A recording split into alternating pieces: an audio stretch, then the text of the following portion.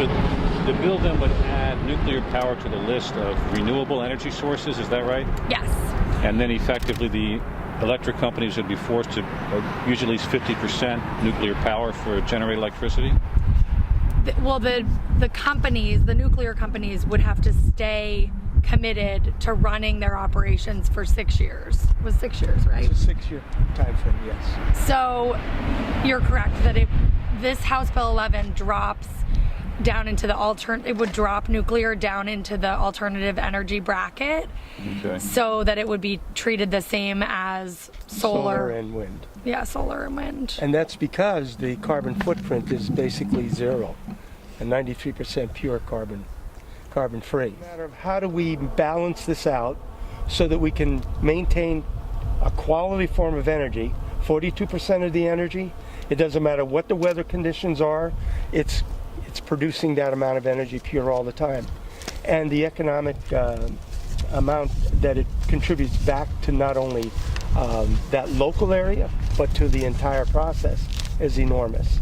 And I just want to make sure that people understand that, because that's why we came to the plant, to listen, to learn, and then try to find a solution that is good for our citizens, our constituents, and the folks that have jobs, and to continue to produce a clean energy.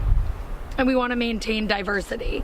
So in Pennsylvania, we have coal, we have natural gas. Natural gas isn't able to compete during a polar vortex if it's extreme heat or extreme cold, whereas nuclear is able to run and able to generate. Find out, one of the biggest things that we talked about today a lot was when people find out that it's zero carbon, like wind and solar are zero carbon. That really surprises people, because people don't equate nuclear with being zero carbon. So when you're looking at environmental standards and trying to reach those environmental points, yeah. like trying to, become more environmentally friendly, we're looking at, you can't do that without nuclear. Closing nuclear would set us behind. Another point, there's no way solar and wind can replace it. The technology and the amount of availability and the amount of money that it would take is enormous.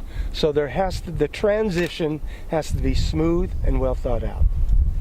We need all forms of energy at this point. Coming out of there today, I feel extremely confident that this is an outstanding form of energy.